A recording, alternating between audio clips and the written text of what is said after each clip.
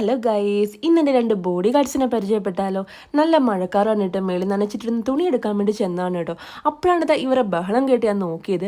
രണ്ടുപേരും എന്നെ കണ്ടതും ബഹളം തുടങ്ങി. ഇതാണ് ഞങ്ങളുടെ ജാക്കി, ആള് നാടനാണ്. പക്ഷേ സ്നേഹത്തിന്റെ കാര്യത്തിൽ ഒരു കോംപ്രമൈസ് ഇല്ല കേട്ടോ. ജാക്കി എന്നുള്ള പേരിട്ടത് ഞാനാണ് കേട്ടോ. ജാക്കിക്ക് നമ്മുടെ കേതിന്റെ പ്രായമുണ്ട്, ഏകദേശം 4 വർഷമായി കേട്ടോ അവൻ വന്നിട്ട്.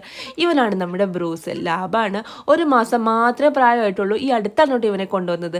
ശരിക്കും പറഞ്ഞാൽ ഇവൻ ഭയങ്കര സ്മാർട്ടാണ്. ഇവനെ കണ്ടു കഴിഞ്ഞാൽ പിന്നെ ജാക്കി ഇങ്ങോട്ട് താഴത്തോട്ട് വരത്തില്ല കേട്ടോ. എന്നെക്കാട്ടുള്ള ബഹളം കണ്ടിട്ട് അങ്ങൾ എടുത്തോണ്ട് പോകാൻ നോക്കിയതാണ്, പക്ഷെ ഒരു രക്ഷയില്ല, അവൻ പോവാൻ കൂട്ടാക്കുന്നില്ല. കുറച്ച് ഫുഡ് അവർക്ക് എടുത്തു കേട്ടോ. ചെറിയ പാത്രത്തിലെ ബ്രൂസിനും വലിയ പാത്രത്തിലെ ജാക്കിക്കും കേട്ടോ. വിളിക്കേണ്ട താമസമില്ല, ഓടി ഇങ്ങെത്തും കേട്ടോ.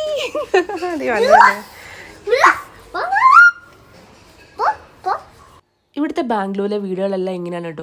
ഒരൊറ്റ ഭിത്തിയുടെ വ്യത്യാസമേ ഉള്ളൂ. അതുകൊണ്ട് തന്നെ നമുക്ക് നമ്മുടെ ടെറസിൽ നിന്ന് അടുത്ത വീട്ടിലേക്ക് ചാടി കയറാൻ പറ്റും.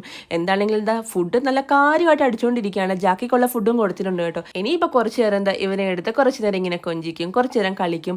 ഞങ്ങൾ ഇടയ്ക്കിടയ്ക്ക് അവനെ എടുത്ത് താഴ്ത്ത് കൊണ്ടുപോകാറുണ്ട് കേട്ടോ. ഇതിനാണെങ്കിൽ ഭയങ്കര ഇഷ്ടമാണ് കേട്ടോ ഡോഗിനെയൊക്കെ. ഇവൻ്റെ കളി കാണാൻ അവന് ഭയങ്കര ഇഷ്ടമാണ്. ഇവനൊന്നും മനുഷ്യരെ പോലെ അല്ലാത്തതുകൊണ്ട് നമുക്ക് ഒട്ടും പേടിക്കേണ്ട കാര്യമില്ല. ഒരു നേരത്തെ ഫുഡ് കൊടുത്താൽ മതി കേട്ടോ. പിന്നെ നമ്മളെ ജീവിതകാലം മുഴുവൻ സ്നേഹിക്കാൻ ഇവരെ കഴിഞ്ഞ് വേറെ ആർക്കാ പറ്റുക. ഇനി ജാക്കിയെ കുറിച്ച് പറയാനാണെങ്കിൽ ഇവിടുത്തെ അങ്കിൾ എപ്പോഴും പറഞ്ഞൊരു കാര്യം കേട്ടോ. അവന് കേരള ഫുഡാണ് ഇഷ്ടം.